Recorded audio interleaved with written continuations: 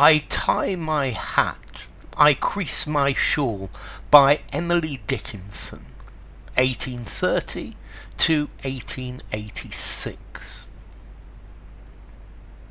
I tie my hat, I crease my shawl, life's little duties do, precisely, at the very least, were infinite to me. I put new blossoms in the glass and throw the old away. I push a petal from my gown that anchored there. I weigh the time 'twill be till 6 o'clock. I have so much to do, and yet existence, some way back, stopped, struck my ticking through. We cannot put ourselves away as a completed man or woman. When the errand's done, we came to flesh upon. There may be miles on miles of naught, of action, sicker far to simulate, is stinging work, to cover what we are, from science and from surgery to telescopic eyes, to bear on us unshaded, for their sake, not ours. 'Twould start them, we could tremble, but since we got a bomb and held it in our bosom, nay, hold it, it is calm. Therefore we do life's labour, though life's reward be done, with scrupulous exactness to hold our senses on. Okay, this is a poem by Emily Dickinson. Emily Dickinson came from Amherst in Massachusetts. This is a small town in America, and she was not famous as a poet during her lifetime. She was a recluse. She was better known for her gardening skills than her poetry. Posthumously, her poems were published, and today she's considered one of the greatest poems of that era. Now, what's this poem about? Well, I think this poem is about depression. It's about being depressed, about having no joy for life. It's about burying yourself in the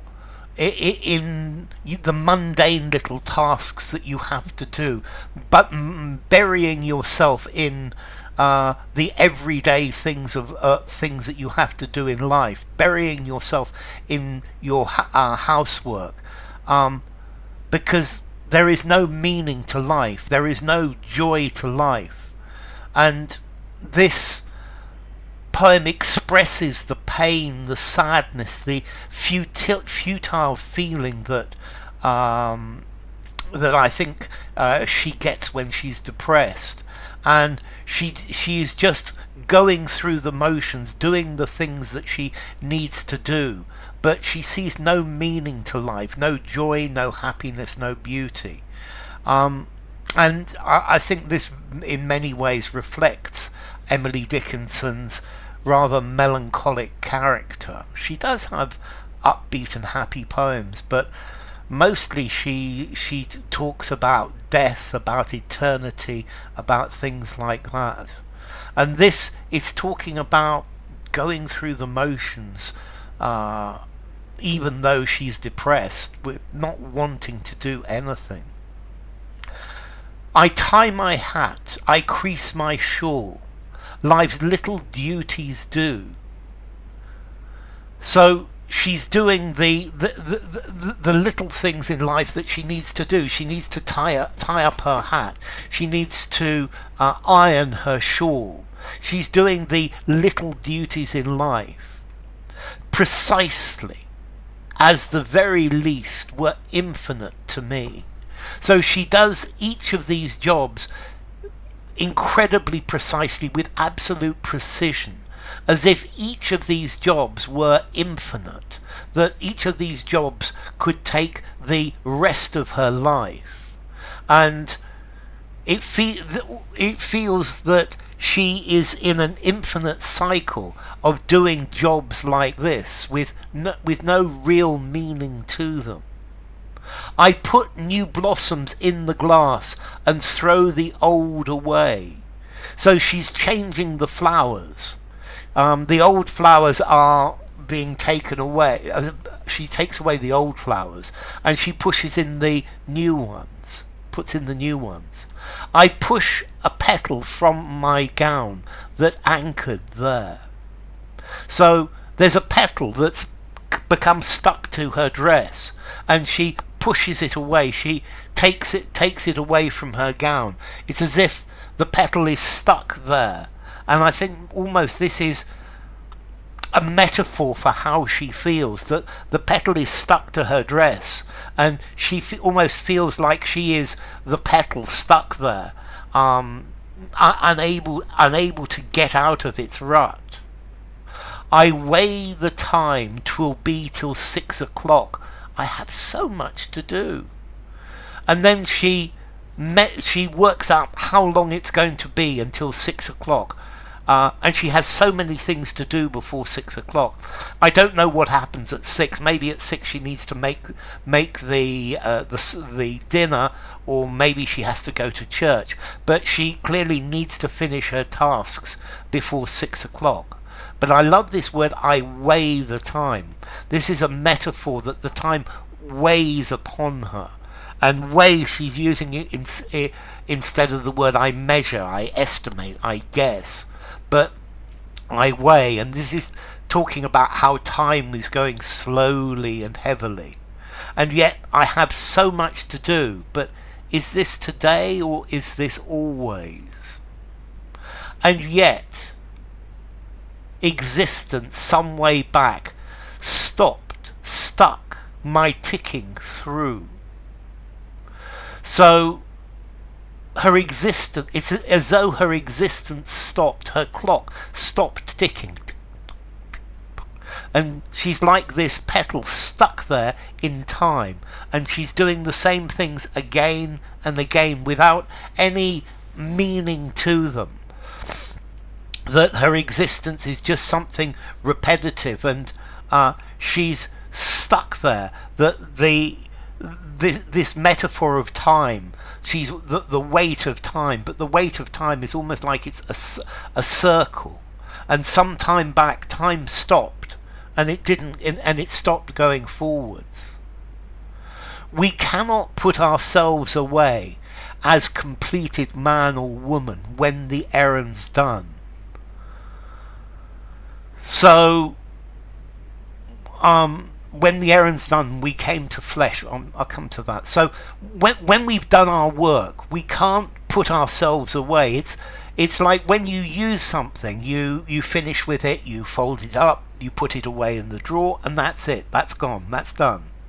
But we can't stop. We can't do the same thing with ourselves as a complete man or a complete person.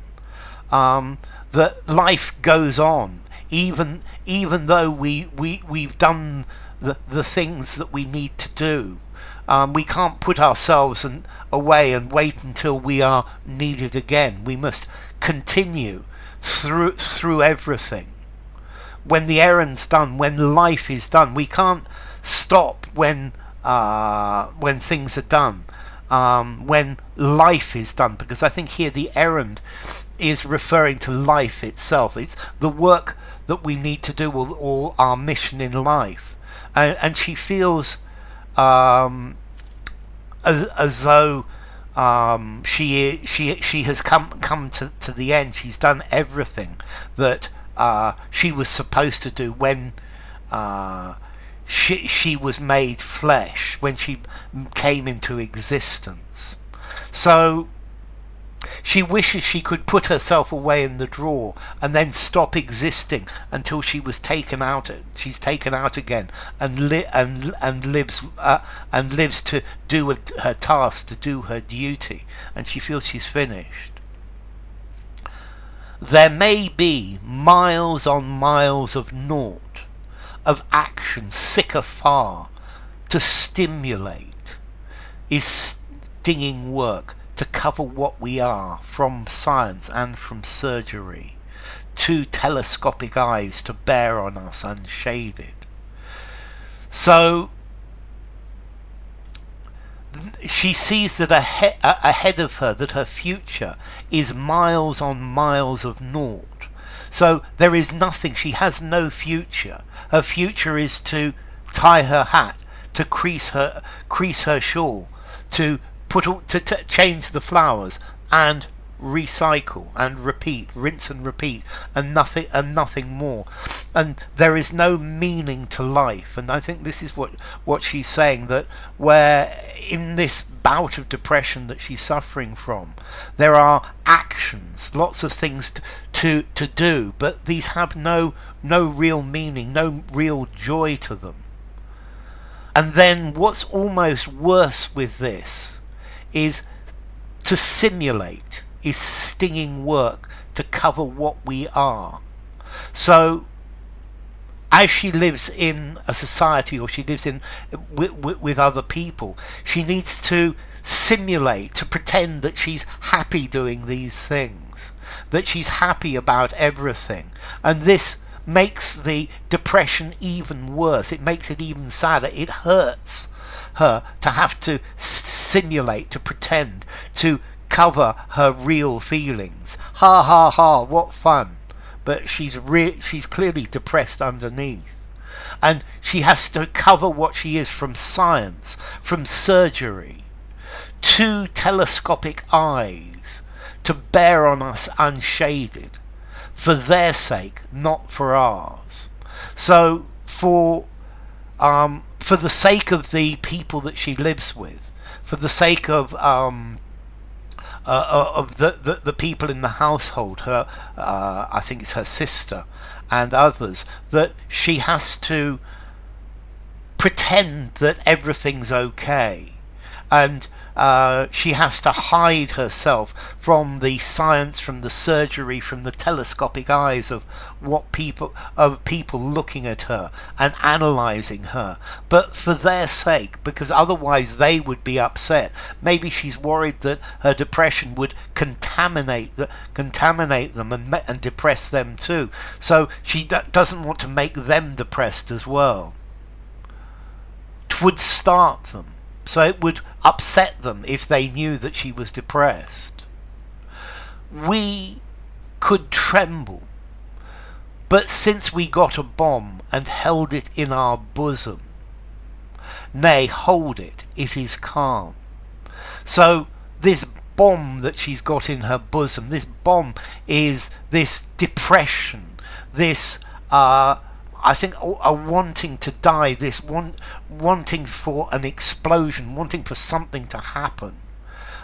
This cycle going on and on and on, rinse and repeat with no meaning. And for her, this is a bomb that she wants to get out of. But she holds it inside herself. She doesn't tell anybody about it. She holds it, and she is calm about it. She pretends to be calm about it. Therefore we do life's labour, though life's reward be done. So we continue to do she continues to do her labours, the housework, the things that she needs to do. Although any reward for life, any happiness for life has gone, that she has no more happiness anymore, that she feels her life, well, the meaning of her life has now come to an end. And she's doing this to hold onto, with scrupulous exactness, to hold our senses on. So she's her mind is holding on to, is doing these the ritual of the housework again and again with absolute exactness, and this is something to hold on to show to everybody that she is fine, that there is nothing wrong with her, that she's pretending not to be sad, she's pretending not to show how she really feels about this. And this is the anchor that she's using for her life, because her life has no joy, no meaning, no future. So, a rather depressed and sad poem. I tie my hat, I crease my shawl, by Emily Dickinson.